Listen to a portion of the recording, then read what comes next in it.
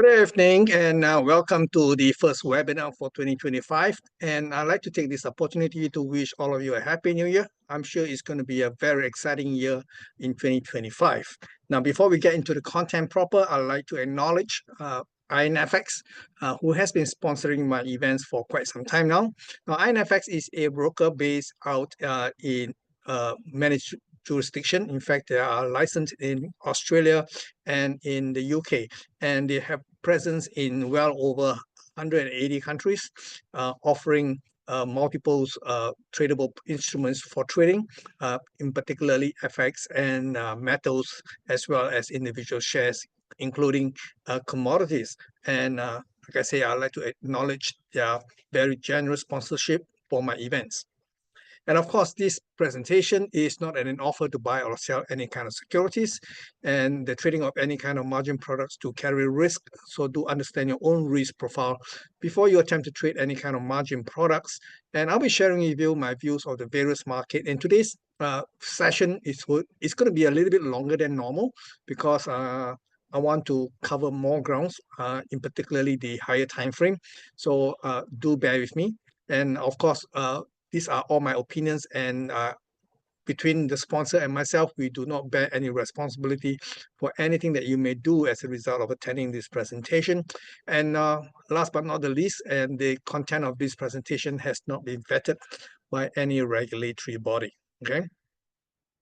Now, there has been a divide for quite some time now. Now, if you remember back in 2018, during Trump's first term, there was a very significant shift in the global balance of trades. Okay, in particularly, we can see that there was an ongoing trade war, and on top of that, we have technology war, we have currency war. So, of course, right now there is also a couple of hot wars that are ongoing in both in Europe as well in the Middle East. But we're going to be focusing on the economics. As far as I'm concerned, there has been a very clear divide since 2018. I call that the old world. Post 2018, I call it the new paradigm because things have changed. And if you have not been lying under a rock, you will have noticed that there's a lot of trade tension ongoing, especially between the US and China. So this will have consequences for the years and decades ahead. Okay, so I'm going to talk a bit about these consequences here. Then today, we're going to be more focused on the United States because the United States, after all, is the largest economy in the world. And what happened to them will have consequences for the rest of the world. Now, let's take a look at the measure of the health of the various economies. Okay, I have already highlighted G7, which is the group of seven, supposedly the richest nations on planet Earth. And we can see that there are various color bar charts here. In particularly, when you look into the United States, which is the dark blue color, we can see that the United States has performed relatively well compared to the rest of the G7. You can see that the last quarter for Q3 2024 is very obvious. The one that sticks out like a sore thumb at 2.8% has been in the United States. Now, when we go back all the way until Q1 of 2022, we can see that that has not been, that is not necessarily an exception. It has been the rule. Okay, since Q2 of 2022, we can see the United States GDP quarter-on-quarter numbers has been stronger than the rest of the G7. Okay, while some of the G7s has already slide into recession, in particularly UK and Germany, we can see that the United States is the sole exception to the rule. Okay, they have been doing exceptionally well. Now, in Q3 of last year, we can see that the last estimates was at 2.8%. After they revised it down from 3.1%, but at 2.8, it is still a very, very good number when you look at the rest of the G7. Obviously, the United States has been doing economically better than the rest. Okay, now the question here is, will this continue into 2025 and beyond? Okay, that we will have to see as the data come online. Okay, now going ahead, what is in store for the United States, in particularly what will happen to their US equity markets? We all knew that the equity markets is definitely not a true reflection of the real economy, but it is a good gauge. Okay, while equity may not necessarily reflect the condition on the in the real economy, but like I say, it has been doing very well indeed in 2024. Okay, so again, to me, the clue lies in the bond market. Here you can see here, I say watch the bond market, and this is of particularly interest to us. Okay, so what I want to also shed some light into is the yield curve. We all know that the US Treasury is the bond instruments issued by the US Treasury, and the returns on those bonds are called the yield. Okay, and the US Treasuries do issue from time to time bonds and treasuries of different denomination over different maturities, as little as 30 days to as much as 30 years. Okay, so the yield curve has always been closely watched, in particularly the 10 years. The 10 years is something in the middle of the road, not too near term, not too long term. So it's about 10 years. So we can see the 10-year yields represented by what we can see here is definitely climbing. Okay, and here we have two lines here. You can see that the the the one in green is the 10 years treasury yield. The one in maroon is actually the 3 months treasury yield. So one, we have short term. 3 months is considered short term. I could have used 2 months, but I used 3 months. And 10 years, like I said, has always been the middle of the road yield. So in a situation where if the yield is climbing, it suggests that the US government will have to pay more to attract people to buy or to subscribe to their bond issues. Okay, so the difference between these two maturities, between the 3 months and the 10 years, has traditionally been called the spread, the term spread. Okay, so over here we can see that why I'm showing you, because this term spread calculates the probability of a recession in the United States 12 months ahead of time. Now, going into 2024, there's a lot of people who talks about the yield curve inversion. And a lot of people are saying because of the yield curve inversion, shortly after we have a recession. But 2024 came and gone, there was no recession. But I think that needs to be updated. While they are not wrong to say that whenever the yield curve inverts, in which the shorter end of the curve are priced higher than the longer term bonds. Now, think of it this way. If somebody wants to buy a long-term bond, like a 30-year bonds, for example, they want to be compensated for the time, okay? Because 30 years is a long time, and of course, it carries more risk. So logically, it should carry a higher yield, okay? Whereas the shorter end of the curve, let's say, for example, the 30 days bills and the 3 months bill, for example, should theoretically be offered at a lower yield compared to, let's say, the 10 or the 30 years bonds. Okay, but in 2024 we see a phenomenon in which the short end of the curve commands higher yield compared to the long-term yield, like the 30-year bonds. Okay, this is called a yield curve inversion. So we can see that happening because for some reasons, the US Treasury has been issuing a lot more bonds and bills in the shorter end of the curve. And that is also where, remember in 2023, we have the banking crisis in March of 2023, in which also caused investors to actually pivot away from putting money in the banks and to put them into what we call a safe investment vehicle like the US Treasuries.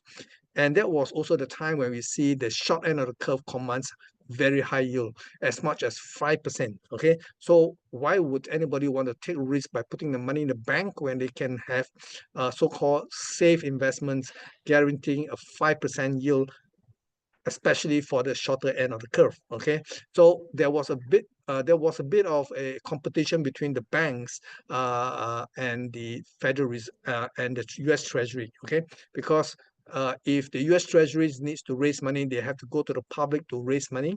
Okay, likewise, the bank function is definitely to borrow cheap and then to lend out at higher rates.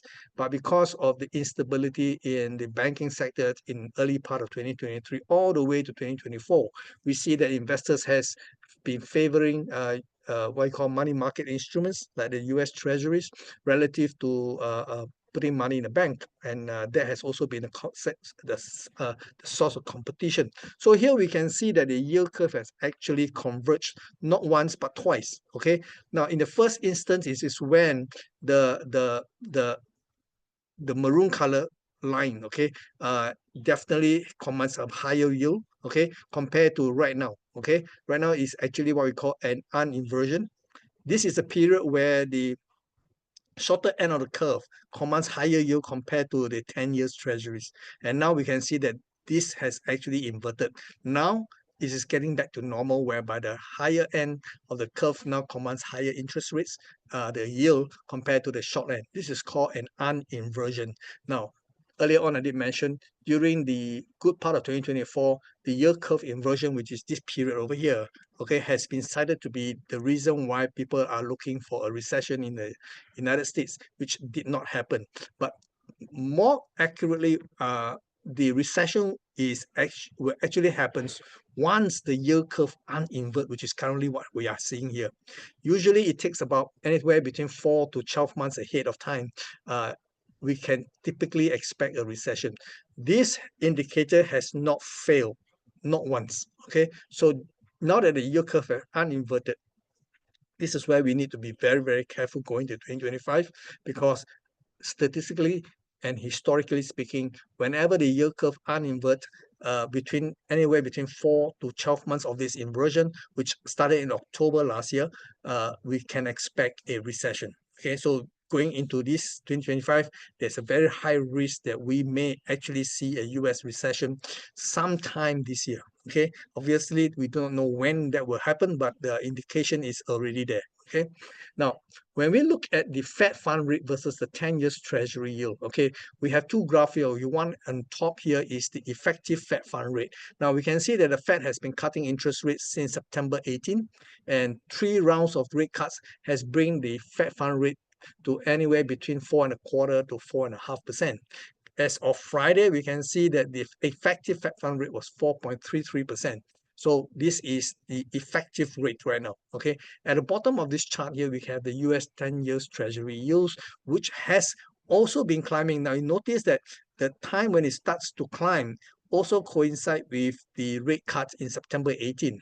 So you can see more or less, we can see that the yield curve, the 10 years treasury yield curve actually bottoms out in the middle of September, and then has been climbing since. Okay, so of course this week is only a shortened week. We have not have a full week yet, but we can see as of Friday, the US Treasury 10 years yields has resumed climbing. At the current point in time, on Friday is at 4.601%. So this is significantly higher than the Fed fund rate. So this is something that we want to watch. I just want to show you this chart that the yield curve has been climbing, okay, since the Fed pivot on September 18. Okay. Now here we can see that the effective Fed fund rate relative to the 10 years treasury, this is the disconnect here, okay?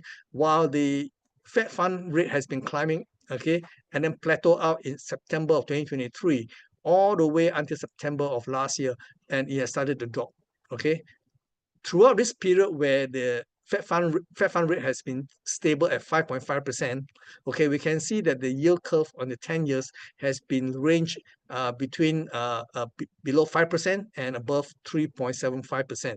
And that has now crisscrossed. It has not crisscrossed very much like the 3 months and a 10-year yields.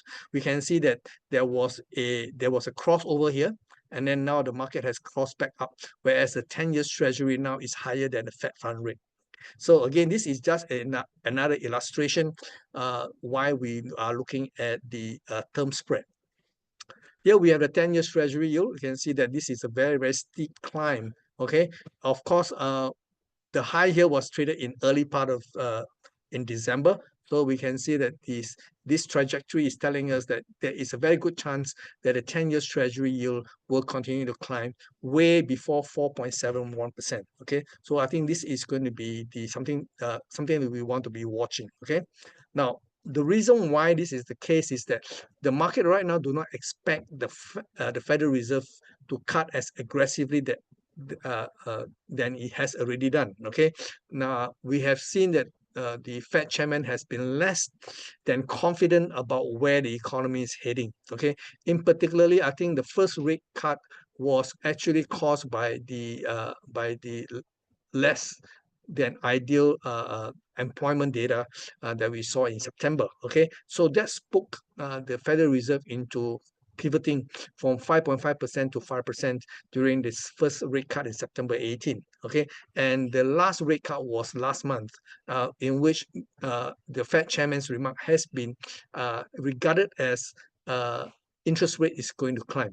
So this is the scenario in which we are working on. So that also helped to explain why the yield has been climbing, why the dollar has been climbing, because the market now do not expect the Fed to cut rates as aggressively in 2025. In fact, for the whole of 2025, they at best we can only expect 2 more cuts. But I think the market participant has more or less come to the idea that maybe there will be no cuts in 2025.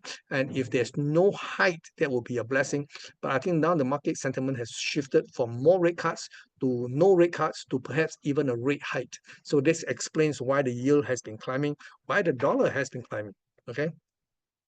So this is the employment data. We have the non-farm payroll unemployment rate. Of course, the non-farm payroll is represented by the vertical bars here. Okay, you can see that throughout the whole of last year, of course, the December number is not out. It will be out next Friday. The Friday they just passed, they did not release the non-farm payroll numbers, and they have delayed by 1 week to next Friday. But we can see that the number of non-farm jobs being created has been relatively stable, above 200,000. Okay, the last number that we had was 227,000 after a very deep cut as a result of the back-to-back hurricane Helene and Milton. We can see that the number of jobs destroyed was actually quite significant, although they have revised that number from 12,000 to 36,000, but it is definitely an outliner here because before this really bad number in October, the worst we have seen was in August of last year. But we can see that on average, the number of jobs created in the non-farm sector has been well above 200,000. Okay, what happens is here, there is a red line here representing the unemployment rate, and the highest the unemployment rate has climbed to was 4.3%. Now this is a magical number, and we are seeing that the last number that we had for the month of November was at 4.2% after easing back to 4.1%.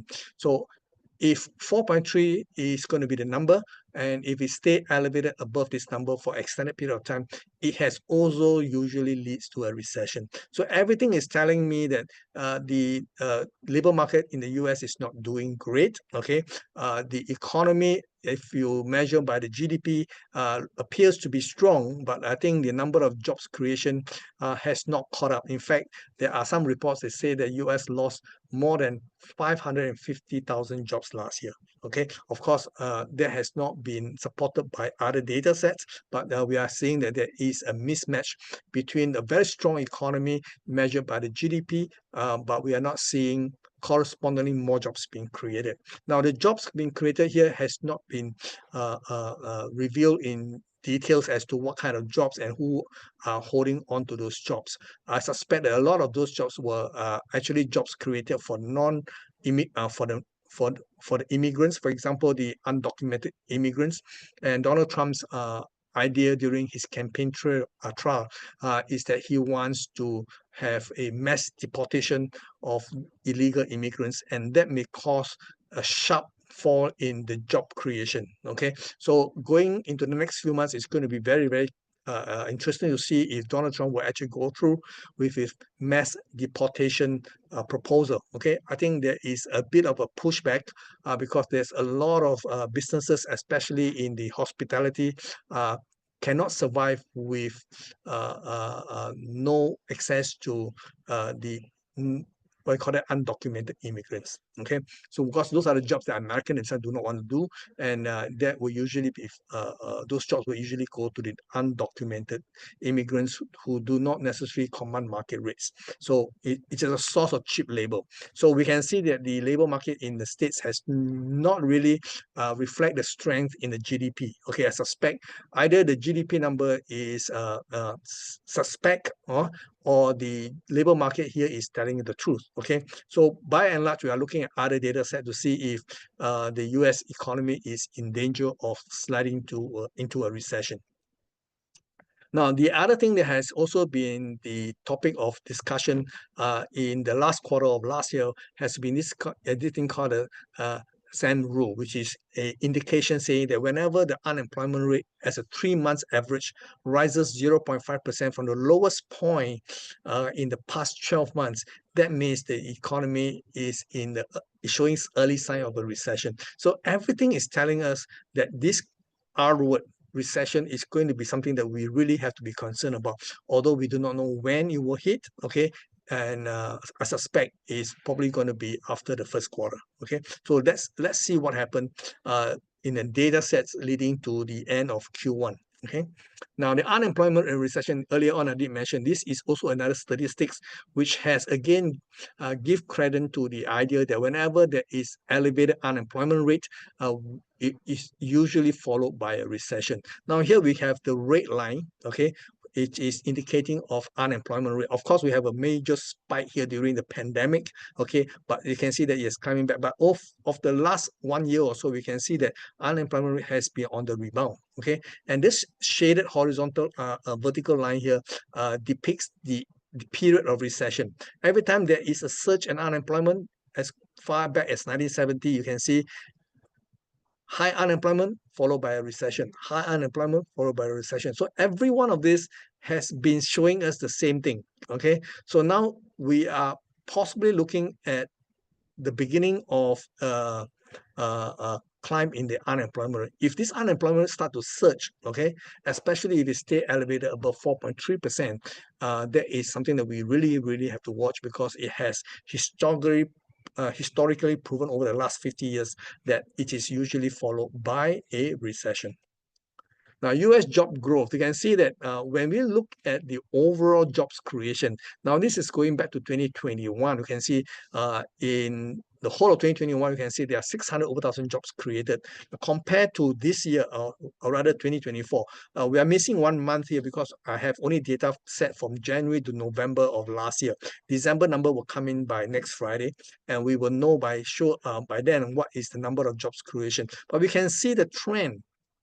Over the last 4 years, we can see the number of job growth in the United States has been steadily dropping. Okay, so even if you factor in next Friday, December job numbers, it will almost likely be something similar to what we are seeing here. Okay, that means compared to the preceding years, there will be less jobs being created. Okay, so this is a trend. Now, when we look at the statistics, okay, over this is done by the Arizona State University, and we can see that it correlates with the previous chart here.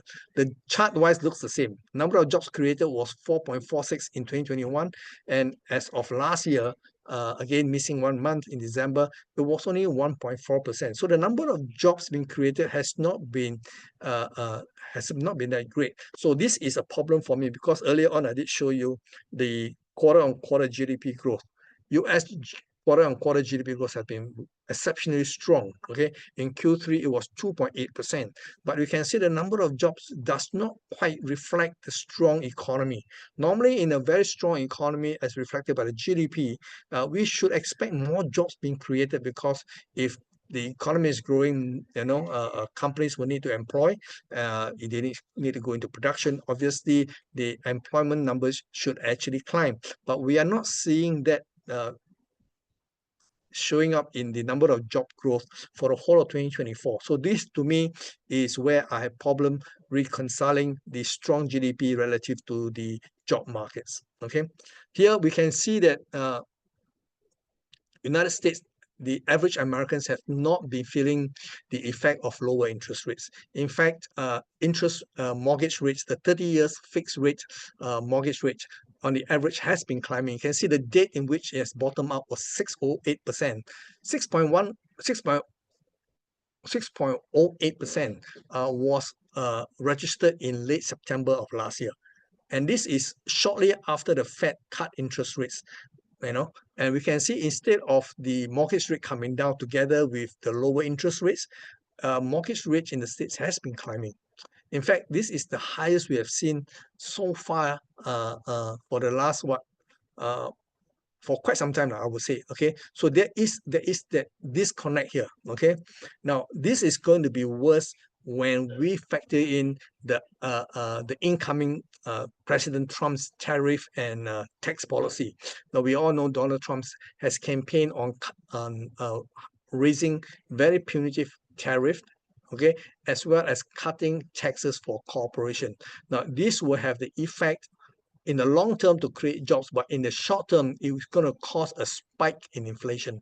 So going forward, at least in the first 6 months of his presidency, okay, we can expect things to get worse before it gets better, okay, if he ever gets better. So going into 2025, if Trump actually go through with his promise to hike tariff as well as cut interest rate, that means the federal government will have less tax revenue, but they would have to compensate it with the supposedly higher tariff, assuming Trump actually goes through with his threat to impose very punitive tariff on these trading partners that export into the United States. So we can see that this is likely going to result in higher mortgage rate going forward, which will cause more misery for those who are still servicing their mortgage loan. Okay.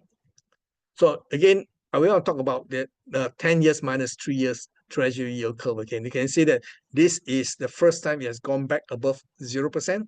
Okay, and the spread between, now the spread here, of course, is 10 years minus the 3 years yield.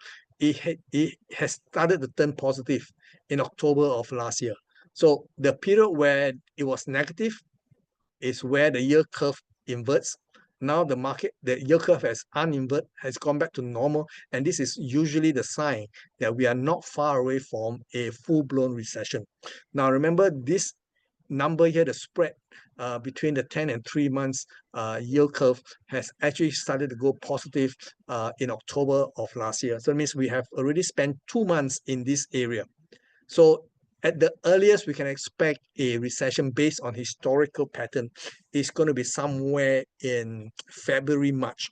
So I think the February-March period that we are going to go into is going to be highly interesting. Okay, so if the market actually comes off, don't be surprised. Okay, here we have the latest treasury yield. You can see that this is as of last Friday, from the 3 months all the way to 30 years. You can see that you can see that 3 months is lower than the 10 years, right? Okay, so this is the uninversion part. Now this chart here goes through the whole history over the last 4 years between the relationship between the 3 months and the 10 years. Okay, of course, the 3 months is represented by the blue line, and the 10 years treasury yield is represented by the dark brown line here. We can see that right now you can see that the 10 years is ahead of the 3 months. Okay, this is the blown up area here.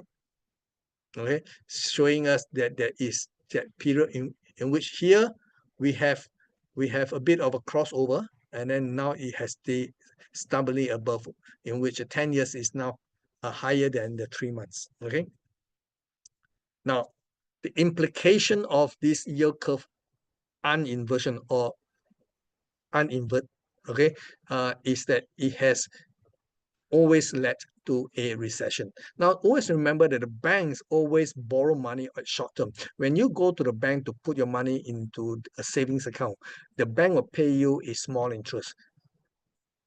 If you flip the role, it will mean that the banks are borrowing on very low interest because they don't pay you a lot, okay? And they will take your savings and then re-loan out as a loan at a much higher interest rate. So the bank always borrows short and lend long, Okay, so this has always been the relationship. However, when we have a situation in which the banks are not willing to lend, in fact, they because in 2024 the money market rates is so high, above 5%. That means to say the banks are lending at 5%, and knowing that the 30-year bonds are commanding a much lower yield. That means it is an uninversion, okay? Meaning to say that the banks are borrowing high interest rate on the short term, but lending out into the long term at much lower interest rate. That means the banks are technically losing money, okay? So this is totally unsustainable. So we can see that has also led to a slowdown in the loan growth. The banks are unwilling to lend because why would they want to be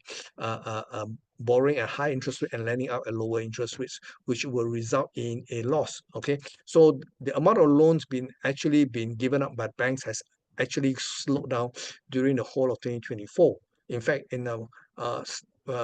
from the first quarter of 2023 onwards, we can see that the banks are not lending as much, and that has led to the yield curve inversion. Now that the yield curve is back to normal, okay, this is where we want to see that the banks do more loans, and will that be the case? We do not know. Okay, so again, this came in on the last week of December.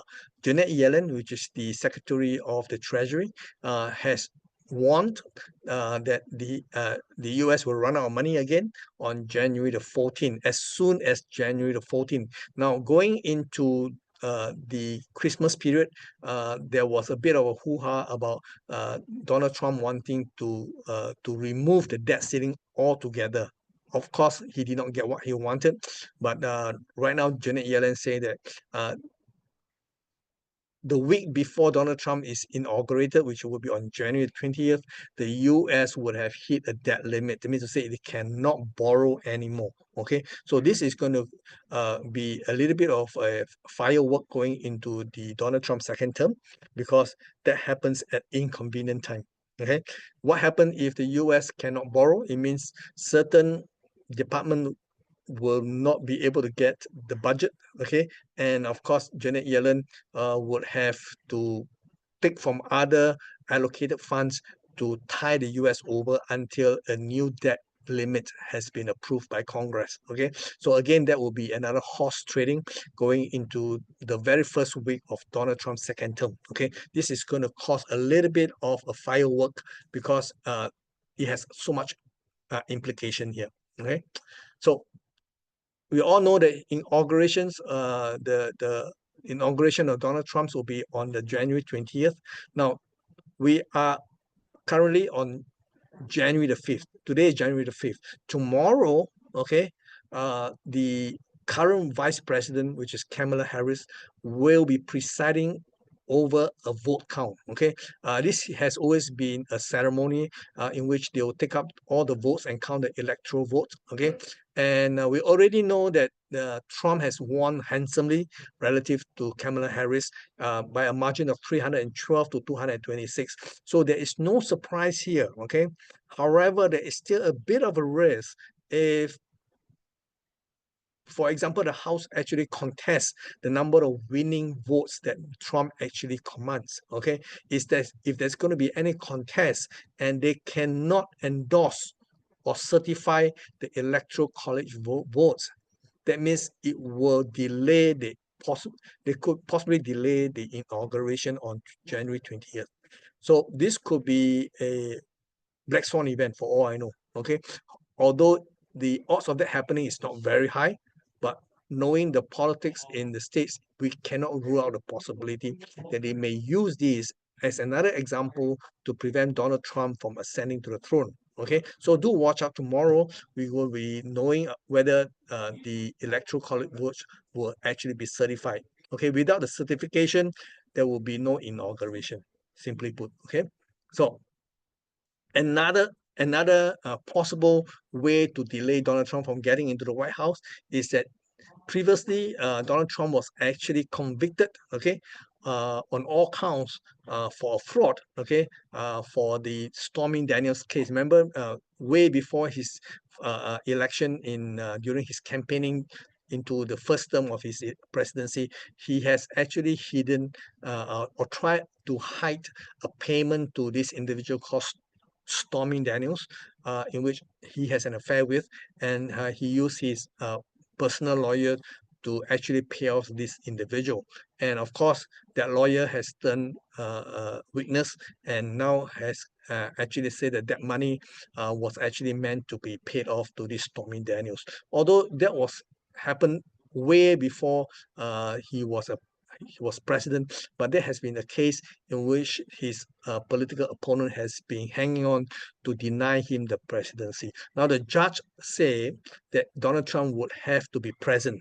He has to show up either long distance via video streaming or in person, and he will be sentenced.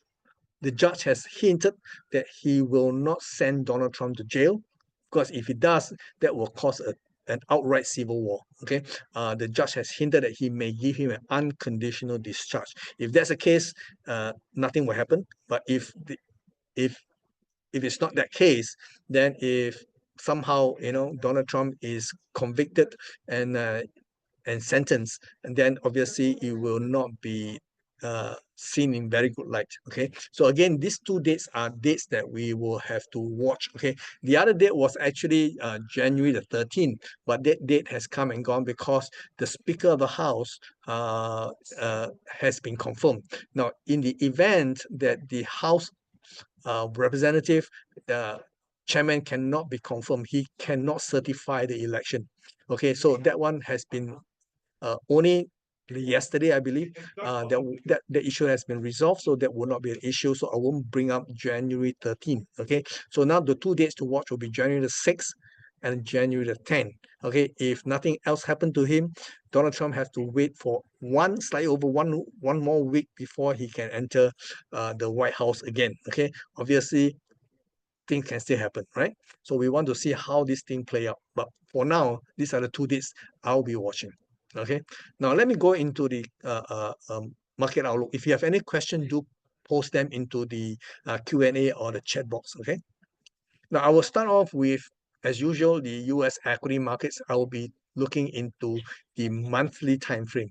I will not be looking at the lower time frame because this is the start of a new year, start of a new month. I want to give you the higher perspective kind of outlook. Now in the Dow Jones on the monthly time frame, you can see that the Dow Jones is at 42,544.22 for the month of December. It is down almost 5%. So very interestingly, when you look into this area here, you will notice that the Dow Jones have a new high at the start of December at 45,073, but it closes 3/4 lower than the opening price or that where it opens, okay, relative to the month of November.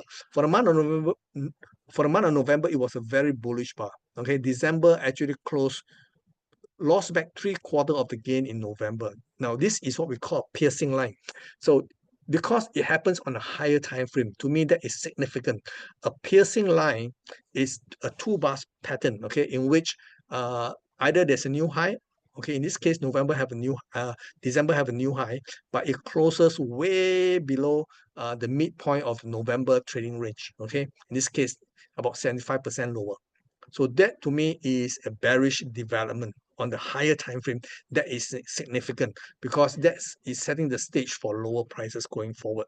Well, would it lead to a collapse? I don't think so. But I think the market has been so jittery because we know that the U.S. equity markets has been supported by only a few companies doing very, very well, in particularly those in the tech sector. Okay, the rest of the economy has not been doing that great. When you look at the S&P 500, only about 7 to 10 stocks has been leading the market higher. The rest of the 490 stocks has not been doing that great. Okay, so we can see that if that's the case, the market is definitely very concerned about the overvaluation.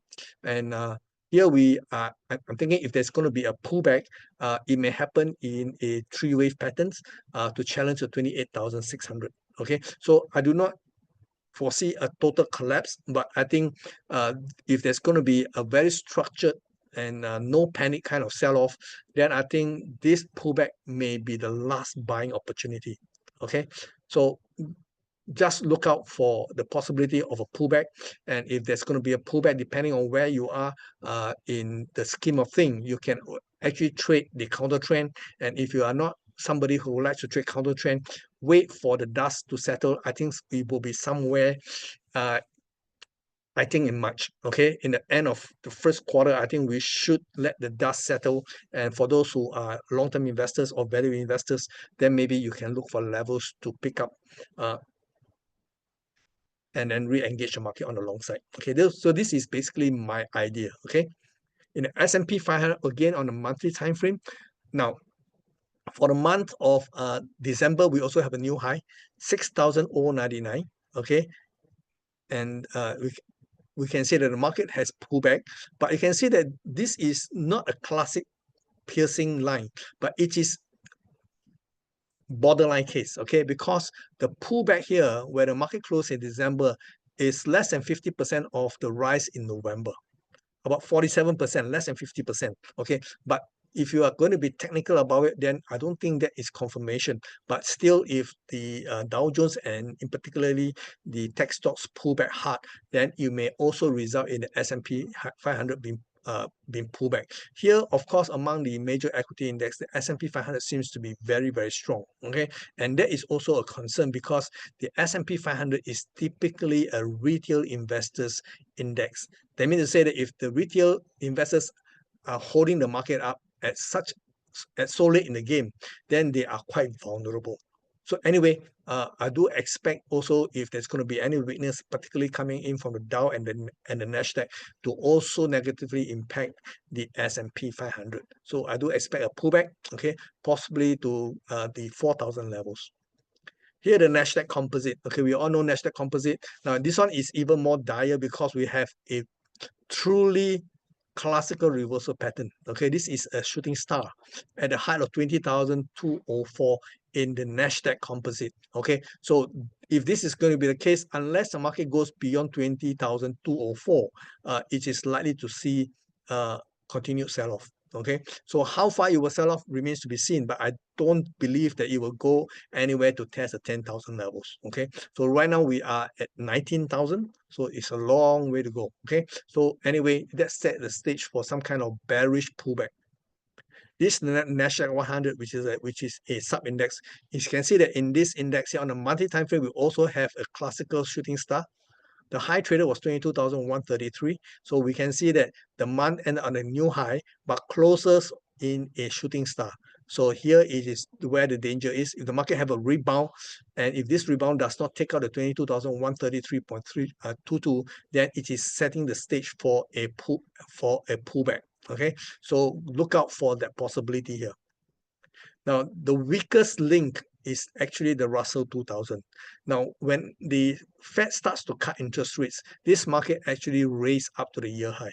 Okay, in fact, it has not had new high until the Fed pivoted. Okay, we can see the amount of buying that happens all the way up to November. Okay, was 2,466. Okay, 2 months after the Fed pivoted, this index here, which make up of small cap, has actually pulled into a new high, but it has lost back most of its ground. Look at November. November, it has a major pullback, which is very similar to what we see in the Dow Jones, although there was no new high in December. But we can see that technically, it is also a piercing line, so to say. Okay, so out of the 4 index or 5 index that I've shown you, the Nasdaq has the clearest sign that we may be seeing a pullback, because we have classical shooting stars pattern in the monthly time frame, and this is followed by the Dow, and now we can see that the Russell 2000 is also showing the other classic example of a potential bearish pullback. Okay, because these two are piercing line. Okay, so that concludes my outlook for the US equity markets, which I think in essence we may be looking at a pullback, okay, at least in the first quarter of 2025. Now, across the Atlantic, we have the FTSE 100, which is the UK equity index. Now, the UK equity index has been in limbo for the last 9 months, okay, 8 to 9 months. You can see that the market did not have a new high. The high was at 8,474.41. We already know that UK economy is already in recession. However, the stock market is still holding on to dear life. Okay, so there is no sign that this market is coming down, but we can see that it has been struggling for the last 9 months. So going into 2025, at least in the first quarter of this year, we can expect more of the same, perhaps with a little bit more downside bias, purely because the structure in the on Wall Street looks a little bit bearish to me. So I think given the choice, I think trading counter trend does appears to be in order here. So if the market actually goes to 5,350, I think it may set itself up for a short-term counter trend pullback, maybe to test the 7,600 levels.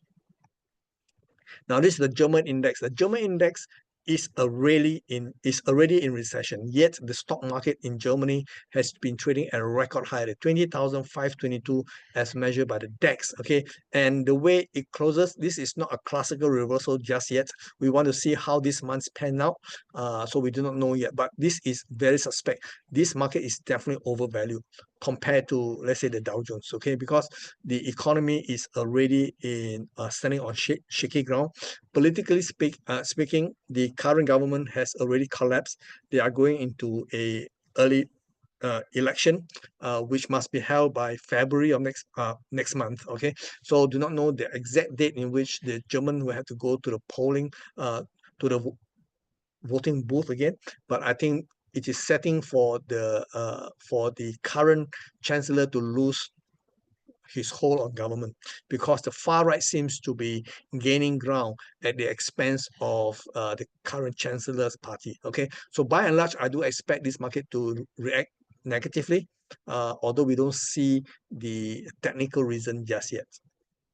The Nikkei 225 is also struggling. We can see that from 42,466, the market have a near meltdown, okay, to 30,636 before a very strong recovery. But over the last 4 months or so, the market has stalled, okay. December, we saw the Nikkei attempting to trade higher. The highest it traded was 40,415. So now we have a new month, and we want to see whether this can sustain. But by and large, you can see that the rally has lost momentum. And if we look at the currency market, it does look like the yen is losing ground again. And if the yen starts to lose ground, it may negatively impact the Nikkei 225 or the Japanese equity markets. So look into the yen exchange rate to get a clue on the Japanese equity market. I suspect it is going to be negative, especially if Wall Street starts to correct.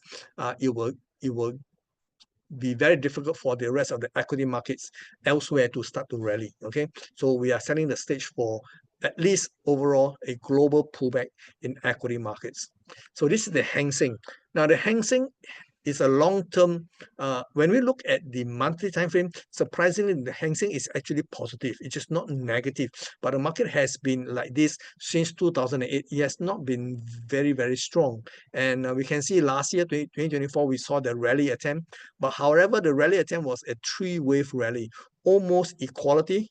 Okay, at 23,241, and I think going into this year, we may see further weakness, especially if Wall Street starts to unravel. That will also negatively impact the Hang Seng Index, I think more to the downside. But overall, this is a lower to buy market. Okay, if the Hang Seng goes anywhere between 13,000 all the way to 8,003, anywhere in between, I think it is definitely a range to consider buying. Okay, it will look very attractive if this index goes and tests at 10,000. Okay, but in the immediate future, I think the sentiment seems to be pretty poor. Okay, so there could be some near-term weakness going into the Hang Seng, and we also saw the RMB has lost more than 21% last year.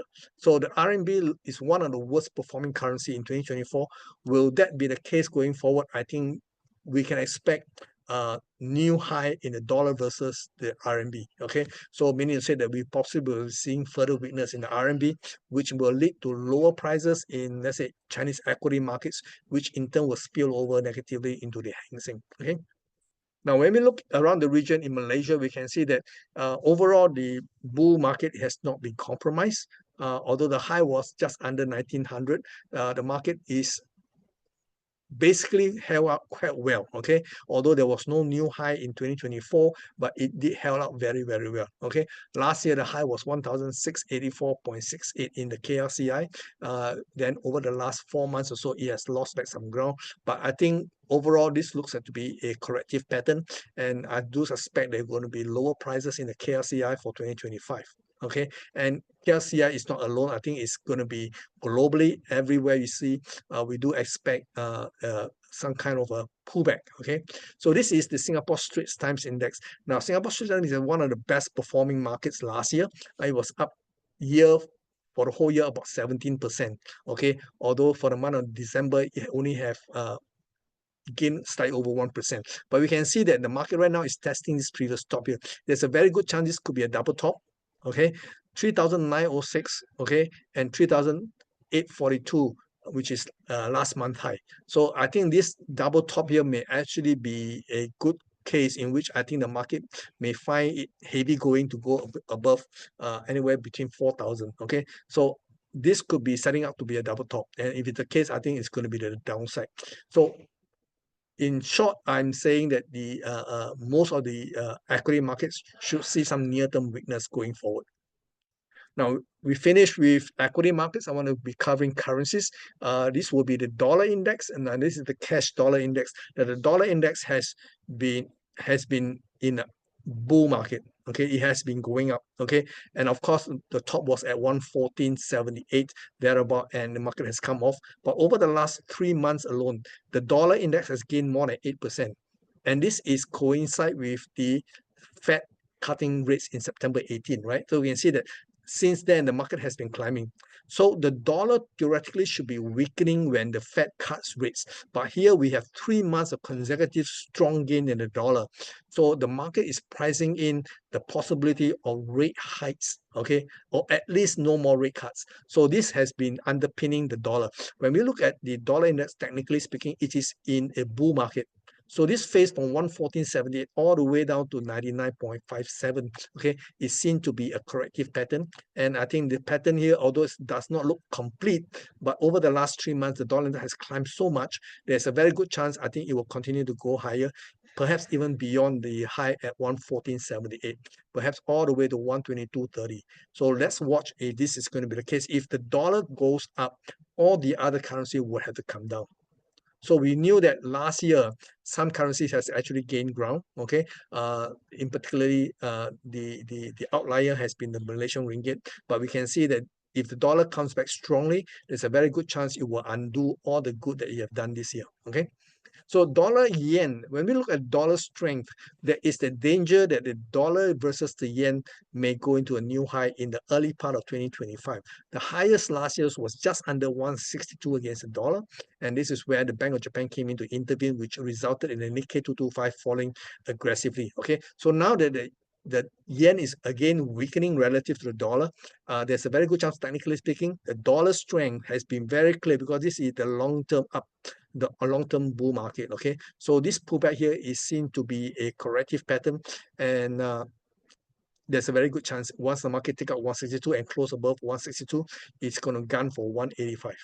Okay, so if that is the case, it will have a massive impact on Japanese equity markets. Now remember what caused the Japanese equity market to unravel last year? It is the yen carry trade. Okay, so the Japanese government will want to intervene, okay, because having the yen weak is not a problem, but if it weaken too fast, then it will distort the Japanese economy, which the Bank of Japan will want to try at all costs to prevent. Okay, so if they intervene, that will cause a little bit of volatility to unfold. Okay. Dollar Canadian. Now, the dollar strength is also very evident in the dollar versus Canadian. You can see that the Canadian dollar versus Canadian went up to a high of 161.8 Sorry, this is a Japanese yen chart. I'm so sorry. For example, so okay, I will do another chart for you for dollar CAD. This is the dollar Swiss. Dollar Swiss has been more or less very stable, okay, but there seems to be a floor at about 83 cents, okay. So now the market is poised to go higher, which is also very much in line with the dollar outlook to be strong. So currently the market caps is about 103. Okay, every time the dollar versus Swiss franc comes to 103, it has been capped. So if the market ever go higher, 103 will be the number to beat. Okay, if it must close above 103 half to actually have a chance of continuing going higher. So going from where we are right now, which is the lower end of the band at 83 cents, the market closed at 90 cents. So near term for the last 3 months, it has been climbing.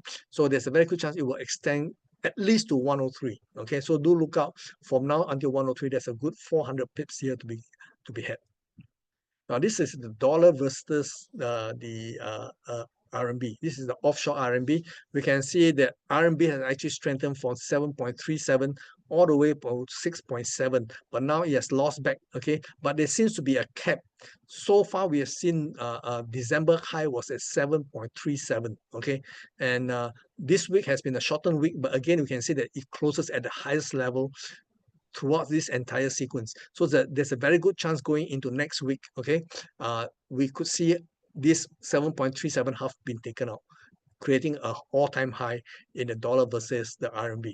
Okay, this is the measure by CNH, which is the offshore RMB. So technically speaking, there's a really good chance that this 7.37 half will be taken out, because the fact that this past week the market closed at the highest closing level in the dollar versus the RMB, it set the stage for much higher prices. So that means to say, if that's the case, then it will negatively impact Chinese equity markets, which will in turn negatively impact the Hong Kong market.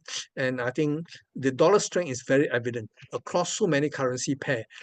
We can see that the dollar strength is very, very apparent. Okay, so when you look at the dollar versus other minor currency like the Sing dollars, we can see that the dollar is also gaining relative to the Sing dollars. For the last 3 months, you can see the low traded was 127.88, okay, and it has been climbing. The last traded was 137. So we can see that it has already gone up by 10 cents, okay, over the last 3 months. So we can see that's about 8%, okay, above the Sing dollars. So going forward, I think there's a very good case for the dollar versus the Sing to continue to go higher to at least test the 145. So we can see the previous high, the three tops here, the lower end is about 145.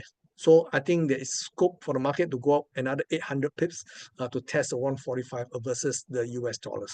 So dollar Sing is also expected to weaken. Okay, so when you measure it against the ringgit, for example, the dollar ringgit has always been very bullish. The exception seems to be last year. Market top out at just under 4.8 and it go all the way down to 4.09. And over the last 3 months, you can see the reversal. It is universal, not just against the ringgit. The dollar has been strong for the last 3 months, ever since the Fed pivot. Okay, and you can see in just 3 months, the gain in the ringgit has been halved. So this is a continuation of the long-term outlook in the dollar versus the ringgit. So the ringgit is expected to weaken this year, okay, and whether or not it will weaken beyond 4.8 remains to be seen. But I think if it does, it is just a continuation of its long-term trend.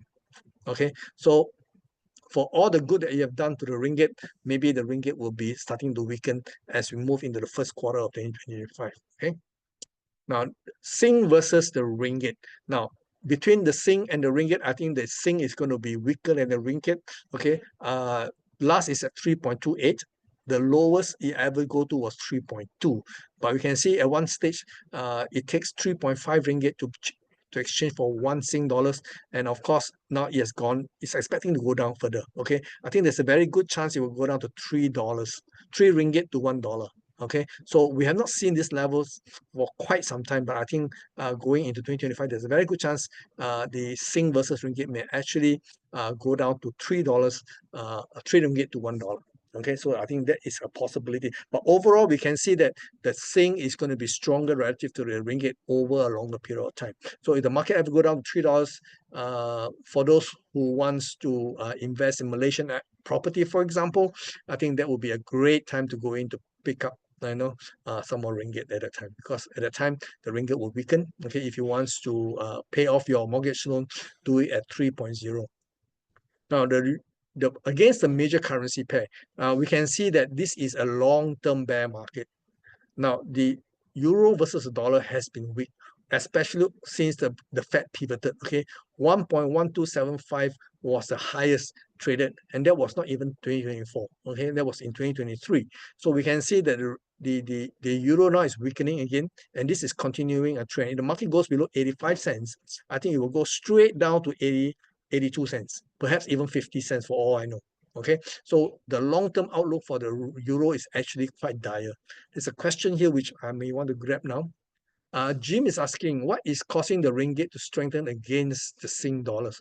Well, we have been seeing a lot of good things happening in Malaysia as far as the economy is concerned. I think the current governments in Malaysia are making all the right sounds, they're making all the right moves, and they have just been accepted as a partner in BRICS.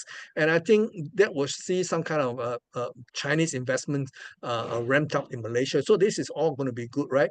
And of course, we have the Johor Bahru and Singapore, that special economic zone. That should also be positive for Malaysia. And of course, we also know the semiconductor sector has been very well capitalized in Malaysia. So that has also been positive. So going forward, it's always a relative thing. Okay. For now, I think there's a possibility. Chart-wise, I think technically speaking, earlier on, I'll show you the chart, right?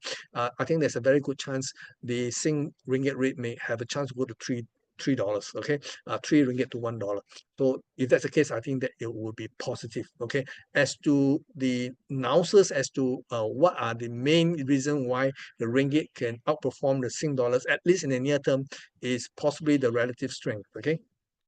Okay, here there's another question, I believe. Let me grab these other questions. Oh, it's the same question. Okay. Okay, I answered this question now. Let's continue.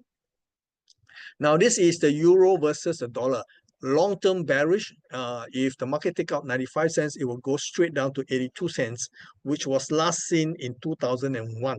Okay, so we are losing 20 years of gain. Okay, slowly but surely it has been losing ground. And considering that Europe is right now in dire strait, okay, and with both the Germany and France government having collapsed, I think these two are the two major economy that's holding up the whole of Euro zone. Okay, and if the two biggest and strongest economies are wobbling, that do not create a lot of confidence for the currency. So I think technically and fundamentally speaking, I think the euro is a sell. Okay, if you get a bounce, you want to use the bounce to sell. Do not attempt to trade counter trend. Okay, because the longer trend seems to be overriding the short-term cycle. So I think the market do favor lower euro rates relative to the dollar. The same thing is also likely to be seen in the sterling pound. Okay, now sterling pound has a bit of a bounce from 1.03 all the way to 1.34, but it does look like for the last 3 months at least it has been losing ground. And if it goes below parity, it will quickly go down very fast to 80 cents. Okay, so again the same thing happened. Looks very similar to the overall chart in the euro versus the dollar. So as far as concerned, the European currencies are definitely not a buy this year. Okay, it does suggest that we are looking at relative weakness in all other currencies, in particularly the European currencies versus the dollar. So the Kiwi dollars is also coming down, but technically speaking, the major trend is up. This down move from 88 cents is a counter trend, unless of course the market take out 50 cents. 48 cents is the level to beat. Okay, if the market goes below 48.88, I think it's all gone. Okay, how low can it go? Previously in 2000 it went down to just under 40 cents. So that could be one area to watch. But will this low be taken out? I think there's a very high possibility. Okay, because New Zealand is in full-blown recession. Okay, going forward, it's also a sell. Okay. Aussie dollars. Oh, what did I have? Aussie dollars. I think I've shown you Aussie dollars. Okay, never mind. Now, what we want to see here is the gold market. Now, the gold market has not really gone into a bearish setup. In fact, the market is so bullish. This pullback that we see here at 2,790 over the last 2 months or so is actually a buying opportunity. I'm not sure whether the market has hit bottom yet, but I think it's lower to buy. I suspect it is going to be near term uh, possible further losses, but I don't expect it to melt down. Okay, there's a very good chance maybe $2,400, $2,500 is going to be a bottom, and this is looks to me to be a long-term buy. Okay, the market has a target of $3,500 per ounce. This is the silver market. Now, silver market has been in a long-term bear market from a high of $49.80, go down to $11.64, bounce up to $64.86. Now, over the last 2 months, it has lost some bit of a ground, and I think it may continue to lose ground in tandem with gold market. So, if we do see further pullback in the gold market, possibly somewhere near the $26, okay, start to looks attractive. Currently, it's at $29. If the market can go down about $3, it will start to look really attractive because I think this counter trend that we see for $11.64 is not over yet. Although right now it is a very clear-cut three-wave pattern. Okay, but if this pattern here that we are seeing that does not result in a waterfall kind of move, I think it is still possible for the market to evolve into a more complex bounce. Okay, so I think it is still a buy. Okay, there's another question here which I will take. Suman is asking, yeah, so sorry, I think I missed out the Aussie dollars. I will make up to you next month, next week. So sorry. Okay, this is the crude oil futures. Now, crude oil is a long-term buy. Of course, we knew the story during the pandemic. The crude oil prices for the futures contract went below $40 per barrel, and it has climbed back to $130.50 just weeks after the war in Ukraine started, and it has been coming down since. And this is particularly suppressed by the United States. Okay, so we can see oil prices has not been rising because it is not to the West or United States favor if the price of oil go up, because it will mean more revenue for Russia, which is a major oil producer. So we can see that they are trying to suppress the price of oil just so to deny the Russian some kind of revenue. So I think the market may have already hit a bottom. The lowest traded was $63.64. The most recent low here is just below $70. And over the last month or so, you can see a bit of a pop. Okay, will this pop continues into this month itself?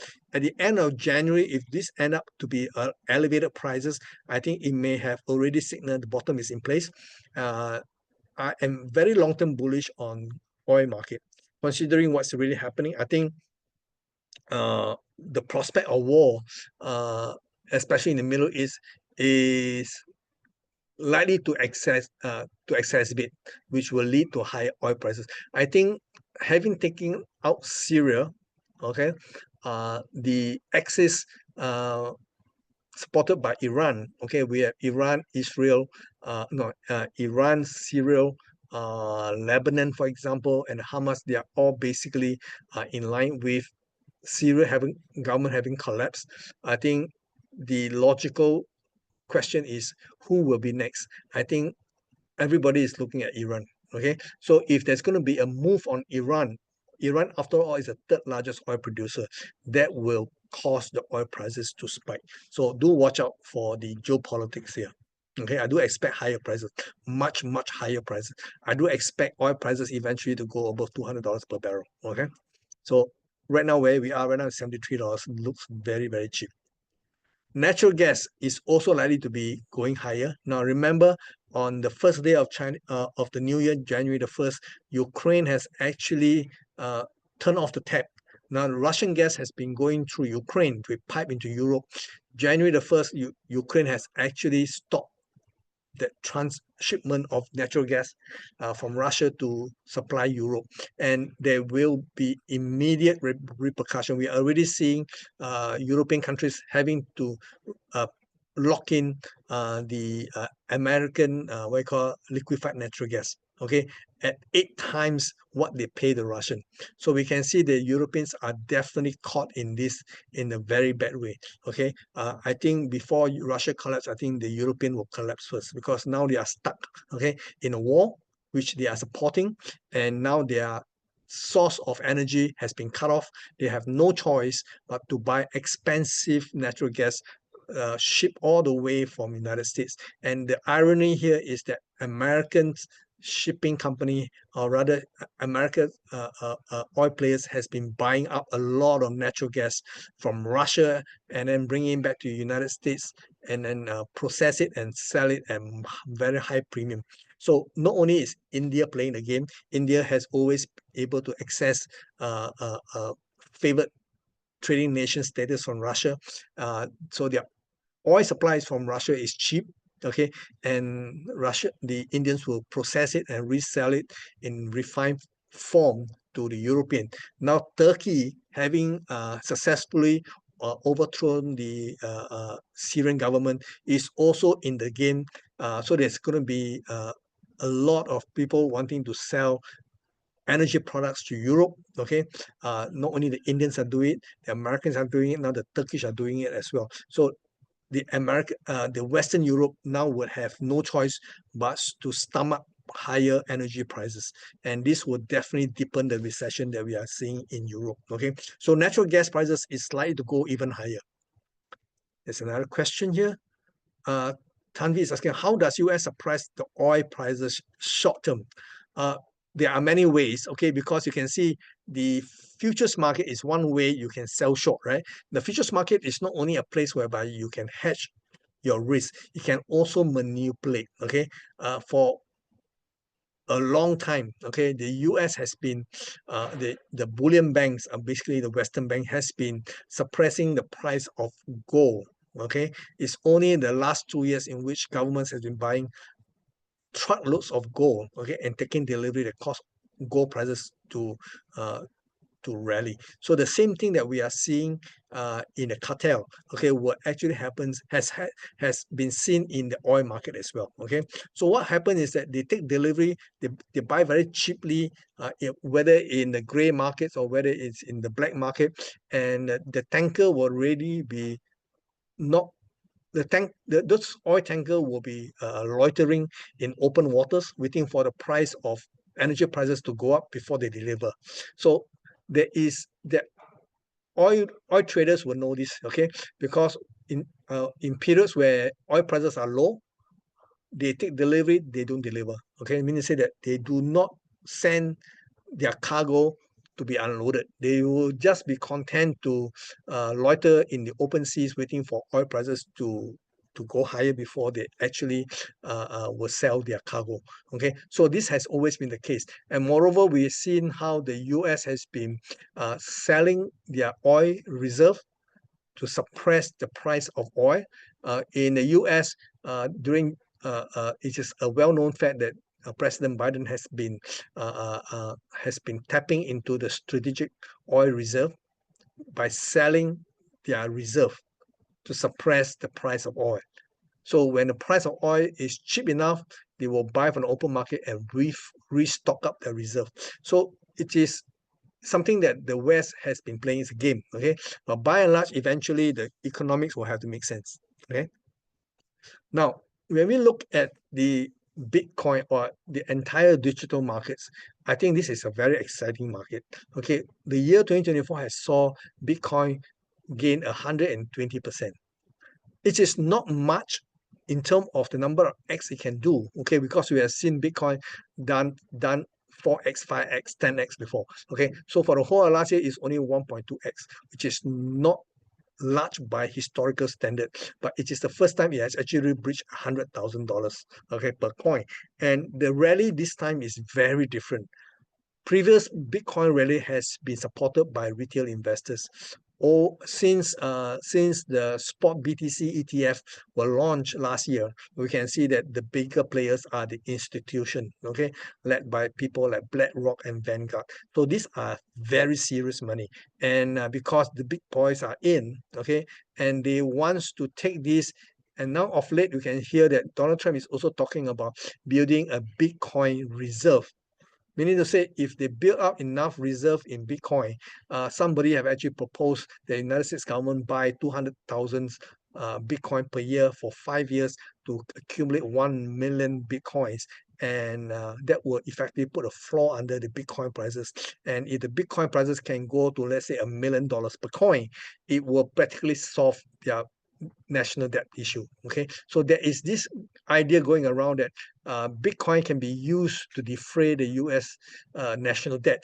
So whether that is going to be the case, we do not know, but that is something very exciting, because not only are the money managers getting involved, governments such as the United States wants to monopolize this space. Okay, Donald Trump already said if Bitcoin is going to be a thing, okay, he wants it to be United States to be the where it's all going to happen. Okay, and ironically, around Russia is also thinking about building up a Bitcoin reserve.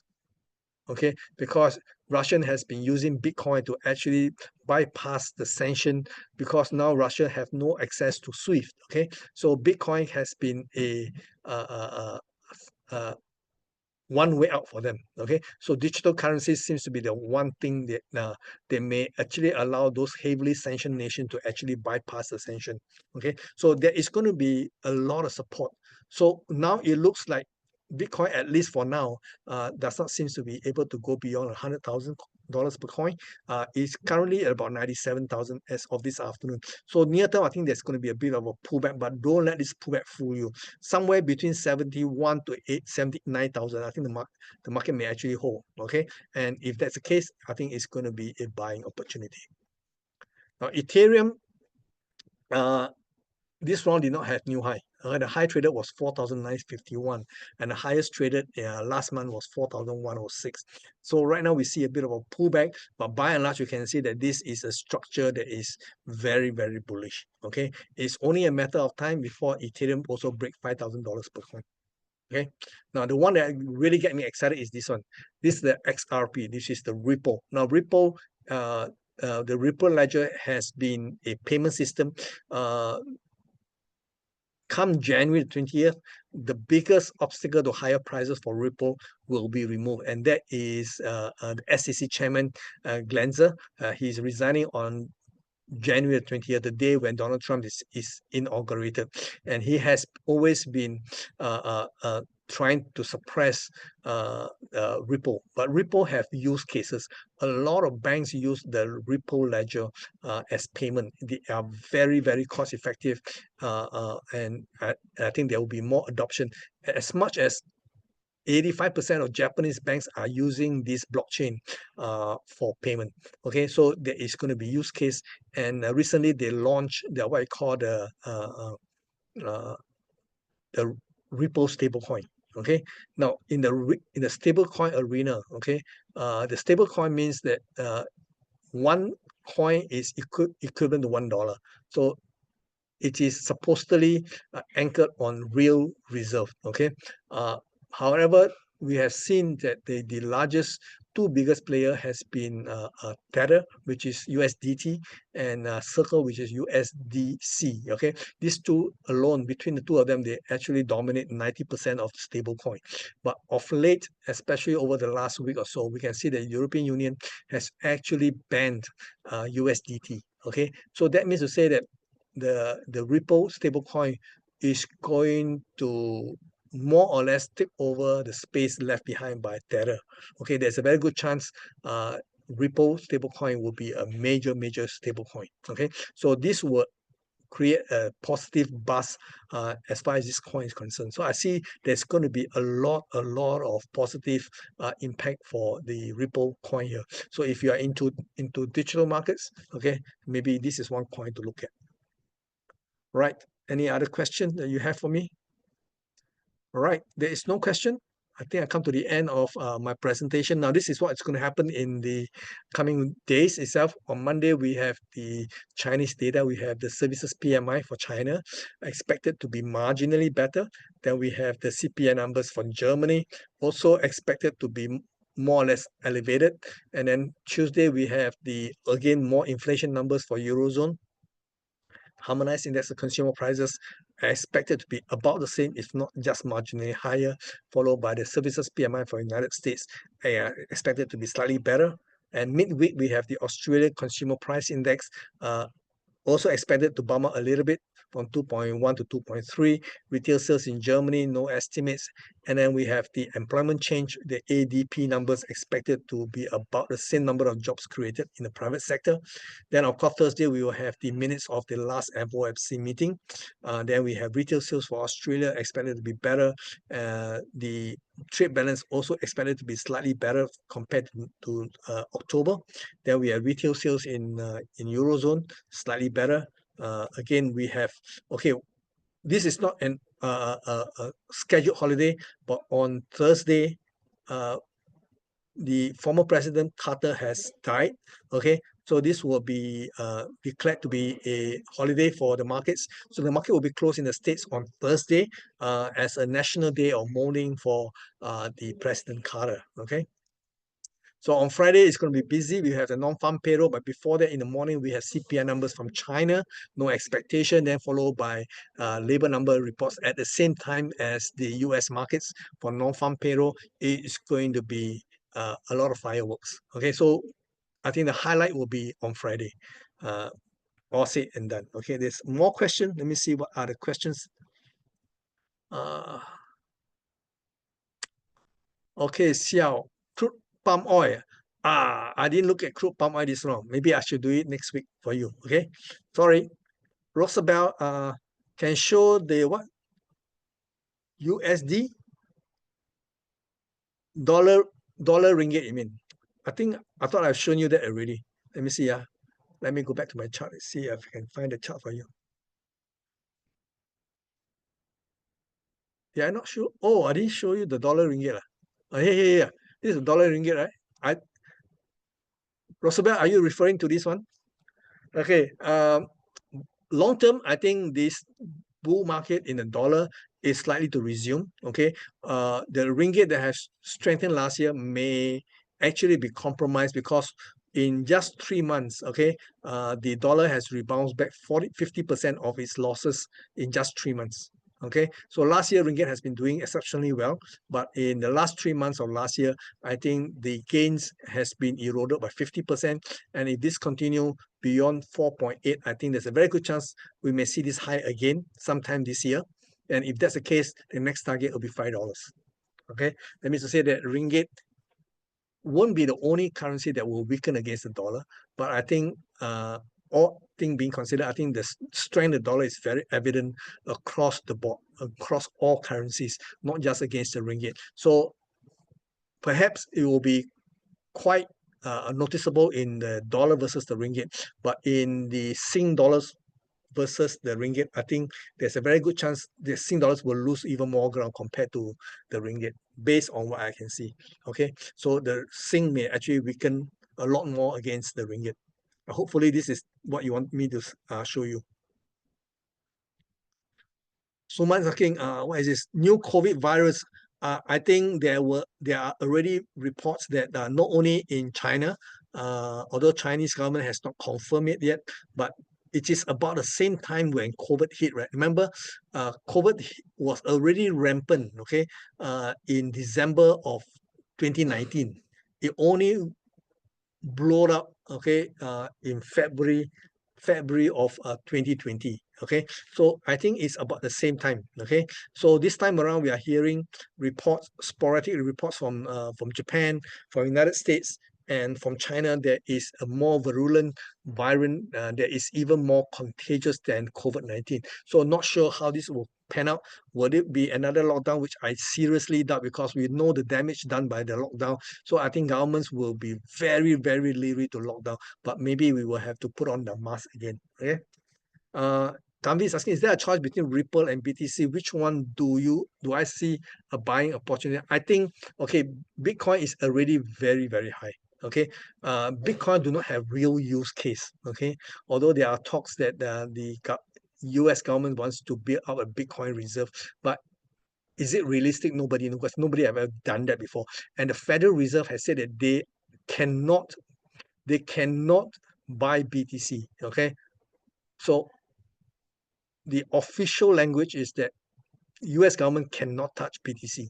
Okay, but we do not know how this will pan out. This is just an idea. But I think in real case, I think Ripple is a more it's a more convincing play, if you ask me.